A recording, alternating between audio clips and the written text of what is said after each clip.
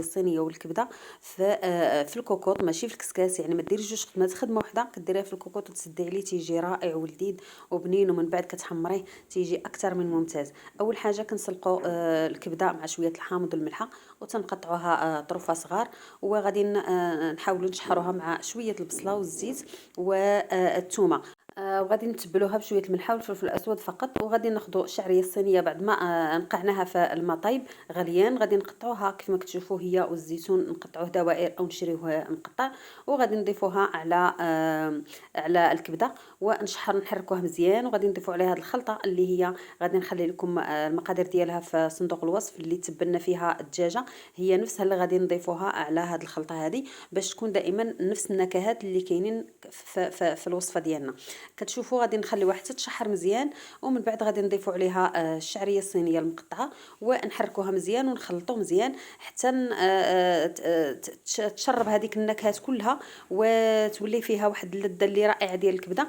ومن بعد غادي نضيفوا عليها الخلطه ديال الدجاج اللي تبلنا فيه الدجاج او الماريناد ديال الدجاج، غادي نضيفوها عليها ونضيفوا شويه الهريسه الناس اللي كيحبوا الحار، وممكن تستغنوا عليه صافي. وغادي نبقاو كنحركوها مزيان واحد المده ديال دقيقه حتى كتشرب النكهات كلها، وغادي نطفيو عليها ونخليوها تبرد. وغادي ندوزو الدجاجه اللي حنا اول حاجه قدرناها هي الدجاجه، شحرناها درناها تبلناها مزيان ودرنا ليها الماريناد ديالها وخليناها منقوعه واحد المده ديال ساعه. كيف ما كتشوفوا خلطنا مزيان وغادي نخليوه يبرد شويه، من بعد غادي ندوزو لباقي المراحل.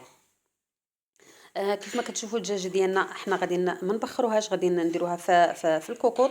فكتشوفوا كيف ما يعني عمرناها مزيان بالتتبيله ديالها بالخلطه ديالها في الجناب في الفخيضات لداخل في ما بين الجلده واللحم باش هكا تشربات لينا مزيان. كيف ما كتشوفوا غناخذوا هذيك الخلطه ديال الشعريه الصينيه مع الكبده، وغادي نعمروا الدجاجه من الداخل ونعمروا حتى الجوانب ديال الفخيضات، وغادي نسدوا عليها مزيان. كيف ما كتشوفوا خاصكم ضروري كنعمروها مزيان باش كتنفخ وكيتزاد الحجم ديالها، وفي نفس الوقت راها كتعمر بهذيك الخلطه ديالنا كامله. كيف ما كتشوفوا عمرناها حتى من الجناب ديالها. غادي نحاولوا ندخلوا الركيبات ديالها كيف ما كنشدوا مني كنحمروها نطيبوها الدجاج ديالنا العادي، وغادي نكتفوها كيف ما كتشوفوا. اول حاجه باش الشعريه الصينيه ما تخرجش لكم في الصلصه لان حنا غنطيبوها في الكوكوط، غنحط واحد البصيله صغيره غادي نغطي نحاول نحشيها مزيان باش هي اللي غادي تكبس لينا هذيك الخلطه ما تخرجش تخلط لينا مع لاصوص.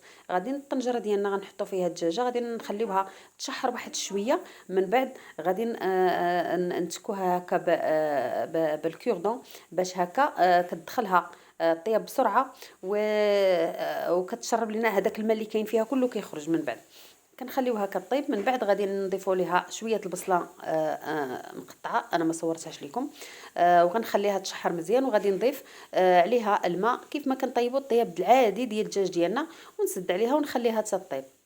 هاد الطريقه سهله ماشي غادي حنا بالعاده رانا ديجا وجدت لكم واحد الدجاجه اللي معمره بالشعريه الصينيه ومعمره بالرز، حطيتها في طيبتها في الكسكاس، عاد من بعد قليتها. هنا غادي نديروا خدمه واحده مباشره غادي نطيبها في الكوكوط. بعد ما طابت غادي نوجد واحد الخلطه اللي هي المستردة على الهريسه والصلصه ديال الدجاج اللي طاب لينا فيه، ونخلطها مزيان وندخلها الفران. كيف ما كتشوفوا غادي نطليها بها وندخلها الفران تحمر بالصحه والراحه. والفيديو القادم ان شاء الله باذن الله.